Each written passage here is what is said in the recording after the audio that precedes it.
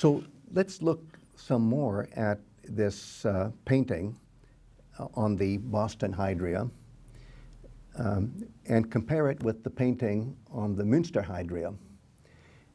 So this painting, let's call it B1, and the other painting, let's call it A1, are concentrating on very important moments that we've already concentrated on when we were examining the verbal art of the Iliad, especially Iliad 23 and 24. But with the verbal arts, concentration is different.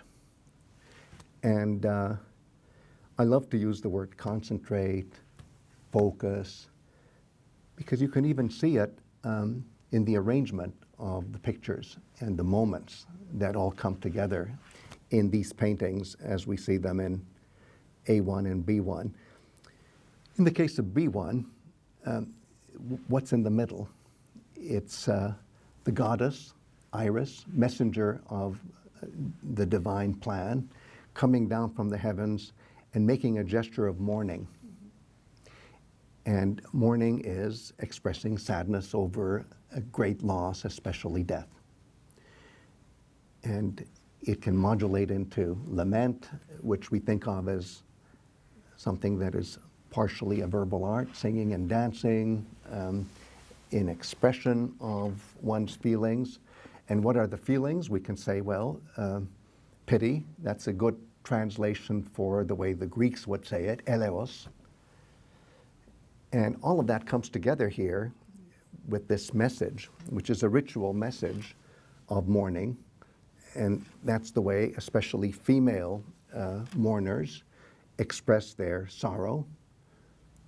Let's use the Greek words akhos and penthos. And in expressing this, they are mourning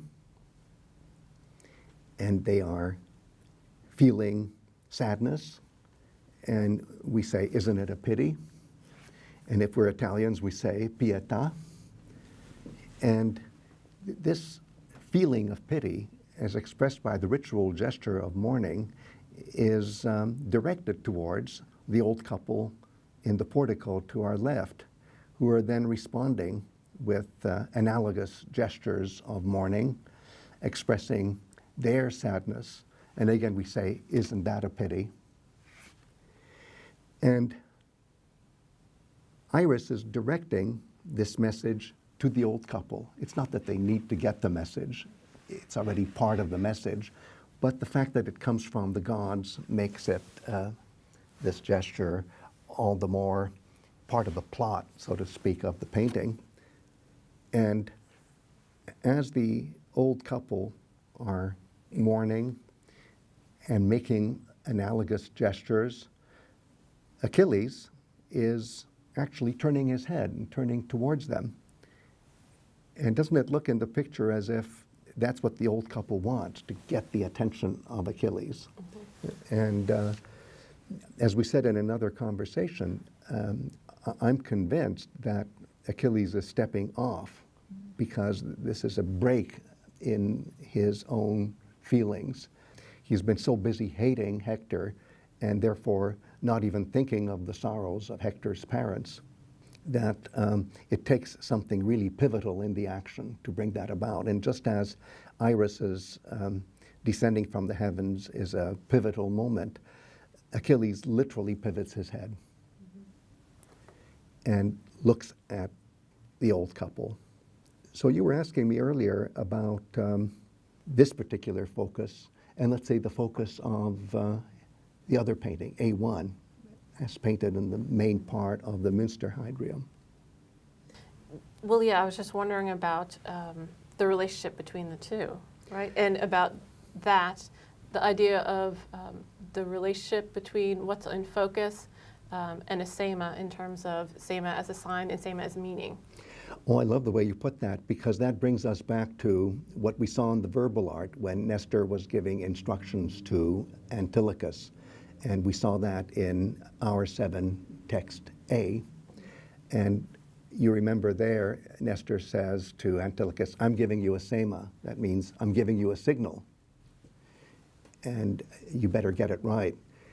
And then it turns out that the Sēma can be pointing to either, that's the way the old man says it, a turning post of a chariot race that is about to happen, it may have happened before, may happen in the future, or the tomb of a hero. It's as if you had a choice. Well, it can be both. And in fact, it is both, as it turns out, in Iliad 23 and 24. It's the same thing. The tomb of the hero is the turning post, the turning point, the focal point. You use the word focus. And let's try to think of focus as a word, and how about translating Sēma as an act of focusing, an act of concentrating. That's what the Sēma does. It makes you concentrate. It makes focus. you concentrate. It makes you focus. It makes you highlight what's important and shade over what's not so important at any given moment. And then it can switch, just as we saw in A1, the focus being on the Sēma itself. That was right in the center. And we were concentrating. Think of the meaning of the Latin derivative, concentrate. We were concentrating on the Sēma. Look at the Sēma here. It's off to the side. Look at the psūkhē of Patroklos. It's off to the side. Even the horses are off to the side. Here, the point of concentration has shifted. Now, am I saying that this picture is derivative from the picture we saw a moment ago? No. These are simply different ways of looking at a continuum, a heroic continuum, and focusing on different things at different times.